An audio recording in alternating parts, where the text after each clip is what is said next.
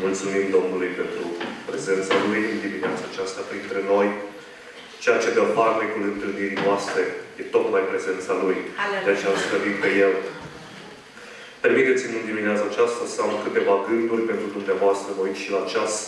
Mai sunt încă câteva dorințe. L-am rugat pe fratele Daniel, fiind luna ianuarie, să aibă un cuvânt pentru tineri. La început de an e și tema despre căsătorie, în a doua parte a textului. Și cred că unii care vă uitați în stânga și în dreapta, aveți nevoie de Cuvântul lui Dumnezeu. De aceea ne rugăm pentru fratele Daniel, Domnul să binecuvinteze în vestirea Evangheliei. Vreau să mă duc tematic, nu o să intru în textul care l-am citit, îl va face fratele Daniel. Frați și surori, tema din începutul acestei luni este despre ascultare. Sunt câțiva factori și sunt câteva lucruri de care ascultă oamenii. Vreau să merg biblic, să puteți 3 lucruri de care ascultă oamenii. Din Biblie le scoatem împreună și vrem să avem o viziune corectă asupra ascultării. În primul rând, oamenii ascultă sau nu ascultă de conștiința lor. Vechii greci defineau conștiința aceasta ca fiind un triunghi care se învârte acolo la nivelul minții. Și când faci un lucru rău, începe să taie. Și conștiința te mustră. Dar dacă începi și nu asculți de conștiință odată, de 2 ori, de mai multe ori, devine un cerc care atunci când faci răul se învârte și nu te mustră. Atunci când faci binele, se învârte și nu zice nimic. Dar în dimineața aceasta vreau să vedem câteva lucruri din Cuvântul lui Dumnezeu. Știți, frați și surori, unii oameni spun că glasul conștiinței lor e glasul lui Dumnezeu. De multe ori ne înșelăm cu lucrul acesta. De multe ori când nu avem destulă lumină din Cuvântul lui Dumnezeu, ne înșelăm. Și vreau să vă dau un exemplu. Dacă îmi pun o întrebare în mine însumi și zic, fratele Dea, Sebiu, oare de ce este bolnav? Și vine cuvântul conștiinței mele și spune, nu știi ce a făcut. Sau sora cu tare, sau fratele cu tare, sau fratele cu tare, nu mi-o luați în nume de rău. Vreau să vă dau doar un exemplu. Când vin și îmi pun întrebarea aceasta și conștiința mea sau cunoștința mea îmi dă ceva, un răspuns, vreau să vă spun că nu e glasul lui Dumnezeu acela. Nu. De multe ori, cunoștințele mele din Cuvântul lui Dumnezeu îmi dă răspunsul corect întrebării mele, dar nu pot să-l confund cu glasul lui Dumnezeu. Nu. E mai mult decât atât. Vreau să citesc ce spunea Pavel în 2 Corinteni 1:9. Când spune despre încercările care le-a avut el, spune la un moment dat, ba ne spunea încă gândul că trebuie să murim. Spunea acolo ceva în interior, trebuie să murim. Dar Dumnezeu a hotărât altceva. Nu de fiecare dată glasul cunoștinței noastre, conștiinței noastre, e și glasul lui Dumnezeu. Și acest glas care răsună acolo trebuie trecut prin filtrul Scripturii. Și zic, Domnul să ne ajute. Când Eva a întins mâna după fructul acela, spune cuvântul lui Dumnezeu că a văzut că este de dorit să deschidă mintea cuiva. A început să facă monologul acela cu ea însăși. Și așa a întins mâna. Dar n-a fost glasul lui Dumnezeu acolo. Atâtea exemple le avem în Scriptura. Acan, care a întins mâna să ia ceva. David cu Baceba. A avut un monolog înainte de a face păcatul acesta. Dar n-a fost glasul lui Dumnezeu acolo. Totuși, nu trebuie să fim exclusiviști. Atunci când Cuvântul lui Dumnezeu răsună în mintea noastră și îl trecem prin Cuvântul lui Dumnezeu, poate să fie Dumnezeu care îți vorbește acolo. Când e vorba de mântuirea ta, când e vorba de pocăință și auzi un glas interior care îți spune, ție îți vorbește, omule, dar de unde mă cunoaște predicatorul? N-ați auzit atâtea mărturii? Mie mi-a vorbit Dumnezeu atunci. E Dumnezeu care începe și îți vorbește acolo. Dar trebuie trecut prin filtrul Scripturii. Și zic, Doamne, ajută-ne. Poate că mă aduceți aminte, v-am spus un exemplu mai de mult.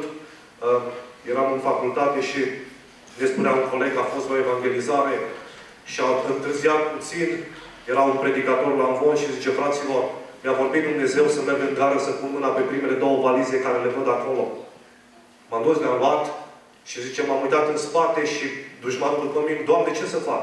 Grăbește pasul. Am grăbit pasul, dușmanul după mine, Doamne, ce să fac? Fugi. Am fugit, mă uit în spate, dușmanul după mine, Doamne, ce să fac? Lasă valizele și du-te acasă. Oare? Oare glasul lui Dumnezeu acolo? Frați și surori, trecem prin cuvântul lui Dumnezeu ce răsună acolo în mintea noastră. Doamne, ajută-ne la lucrul acesta. Al doilea lucru care ține de ascultarea noastră sau care ne influențează ascultarea noastră sunt oamenii.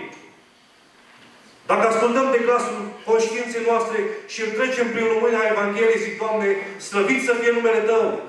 Dar există oameni care ne influențează ascultarea noastră. Și vreau să încep cu celula de bază, adică familia. Spune cuvântul Domnului, Efeseni 6, de la 1 la 3, nu mai citesc doar. Copii, ascultați în Domnul de părinții voștri. Și merge mai departe cuvântul lui Dumnezeu. Dacă acolo în familie Dumnezeu îți spune copile, sau Pavel spune prin cuvântul lui Dumnezeu, copiilor, ascultați în Domnul de părinții voștri. Cu cât mai mult de mine, predicator, cu cât mai mult de păstorul bisericii, de autoritățile acestei lumi. Trebuie să ascultăm de oameni, dar în Domnul. Amin. Nu putem să fim ieșiți din cuvântul lui Dumnezeu. Când îți spune un părinte ceva, dacă e în Domnul, cuvântul părintelui tău are valoare cuvântului lui Dumnezeu. Spune cuvântul Domnului, ca să trăiești mult și bine pe pământ, ascultă de părintele tău. Și ascultarea de părintele tău, Dumnezeu îți dă binecuvântarea acolo și îți lungește viața.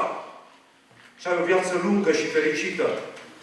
Pentru că Dumnezeu vine și semnează pe cuvântul părintelui tău, care este în Domnul.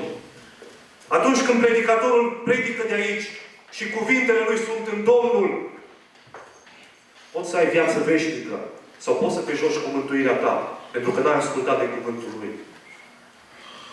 Avem și exemple care nu sunt tocmai fericite.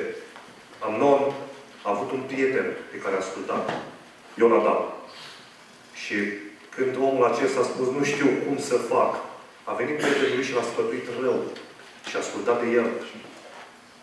Avem atât de alte exemple. În Isaia 9:16 spune, cei ce vă povățuiesc pe popor, îl duc în rătăcire. Povățuitorii aceia erau oameni care duceau poporul în rătăcire. Totuși, citiți Deuteronom, capitolul 13. Atunci când un proroc vine și le spune poporului, haideți să mergem să ne închinăm înainte altor Dumnezei. Prorocul acela trebuia ucis cu pietre. Dacă cel de lângă tine, frate, soră, oricine ar fi, rudenii de-a ta, vine și te îndeamnă să mergi la păcat. În Vechiul Testament trebuia ucis cu pietre. Aici la noi nu trebuie ascultat. Trebuie lăsat orice. Și zic, Doamne, ajută-ne la lucrul acesta. 2 Corinteni, capitolul 5, versetul 20, spune Pavel Corintenilor, ca și cum Dumnezeu ar îndemna prin noi. Avea pretenție omul acesta că e Domnul. Pavel, în Domnul, spune iarăși 1 Ioan, capitolul 4, versetul 6, cine nu este din Dumnezeu, nu ne ascultă. Atunci când predicatorul vine și predică, când păstorul vine și predică, când oricine, părintele îți spune ceva și nu asculți tu ca și copil, eu ca tânăr, dumneata din biserică ca și frate și soră, și cuvântul acesta a fost în Domnul, spune Ioan, omul acela nu e din Dumnezeu. Doamne, ajută-ne să ascultăm de oameni, dar să fie în Domnul. Și zic, Doamne, ajută-ne. Al treilea lucru, sau al treilea factor de care trebuie să ascultăm, este Dumnezeu. Dacă ascultăm de conștiința noastră și o trecem prin filtrul Scripturii, dacă ascultăm de oameni în Domnul, Dumnezeu pretinde o ascultare absolută. Când Dumnezeu vorbește, nu există întrebări. Când Dumnezeu vorbește, nu există dacă. Când Dumnezeu vorbește, vrea Dumnezeu ascultare exclusivă. Și zic, Doamne, ajută-ne la lucrul acesta. Totuși, ascultarea de Dumnezeu ține de voința noastră, a fiecărui apart. Spune cuvântul Domnului în Isaia 1:19, de veți voi și veți asculta, veți mânca cele mai bune roade. Dumnezeu nu trece peste voința ta, dragul meu. În toată istoria omenirii, dacă vă uitați în Scriptură și cercetați, Dumnezeu n-a trecut niciodată peste voința omului. Iată, eu stau la ușă și bat. Și stă Dumnezeu luni, și stă ani la ușa ta și bate. Copil crescut în biserică. Te lasă Dumnezeu să mergi în voia ta. Dar tot stă și bate acolo. Pentru că Dumnezeu nu-ți încalcă voința. Ci Dumnezeu vrea acceptul tău și zic, Doamne, ajută-ne la lucrul acesta. În al doilea rând, ascultarea de Dumnezeu are valoare și mai mare valoare decât ritualul de la templu. Exemplul cu Saul. Ascultarea face mai mult decât jertfele. Adică, Doamne, dacă sunt cântăreți în biserică, dacă sunt predicatori în biserică, ascultarea de Tine face mai mult decât slujba aceasta aici. Dumnezeu vrea în primul rând ascultare. E foarte bine că venim și slujim înaintea lui Dumnezeu. Dar Dumnezeu dorește ascultare în primul rând. Pentru că altfel s-ar putea să aduc jertfa nebunilor aici. Și zic, Doamne, ajută-ne la lucrul acesta. În al treilea rând, ascultarea de Dumnezeu e pretinsă de El chiar și atunci când nu o înțelegi pe deplin. Există multe semne de întrebare vis-a-vis de lucrurile care ni se întâmplă. Dar mai presus de toate acestea, trebuie ascultare de Dumnezeu exclusivă. Când i-a poruncit Dumnezeu lui Avram să-și aducă fiul, singurul fiu, pe Isaac, ca jertfă. Dacă am fi fost noi acolo cu o gândire logică umană, ne-am fi gândit ce Dumnezeu cere jertfă pe singurul meu copil, pe care mi l-a promis El. Cred că n-a fost glasul lui. Dacă am fi fost noi în locul lui David când i-a spus Domnul, tu stai liniștit până vei auzi pași deasupra duzilor și apoi să pornești tu. O gândire logică umană de-a noastră. Am fi zis, Doamne, dar cine mai aude pași deasupra duzilor? Pașii se aud pe pământ. Nu trece nimeni deasupra duzilor. Dacă am fi fost noi, poate în locul lui Maria, când a venit îngerul și i-a zis, Maria, cum se va face lucrul acesta? Și a spus, Duhul Sfânt te va umbri. Și noi cu o gândire umană am fi zis, nu se poate așa ceva. Ascultarea lui Dumnezeu, chiar și atunci când nu o înțelegi, când treci prin diferite situații ale vieții, nu înțelegi de ce. Dar Dumnezeu care vede mai mult decât vedem noi, Dumnezeu știe de ce. Acum, nu putem să primim răspuns la toate întrebările care le avem. Dar atunci vom primi răspuns. Și zic, Doamne, ajută-ne la lucrul acesta. Să ascultăm de conștiința noastră, dar să o trecem de aici. Să ascultăm de oameni, oricare ar fi ei, fie că predică, fie că ne opresc la ușă și ne trag un pic de mânecă și spun, n-ai zis bine, n-ai făcut bine. Dacă e Domnul, slăvit să fie numele Lui, să ascultăm. Să ascultăm de Dumnezeu în toate locurile. Dar să știm un lucru. Dumnezeu nu trece peste voința ta. Dumnezeu pretinde ascultare înainte să vii să slujești aici. Și Dumnezeu, chiar dacă nu înțelegi, promite că va fi cu tine și pretinde ascultare exclusivă. Slăvit să fie numele Lui. Amin.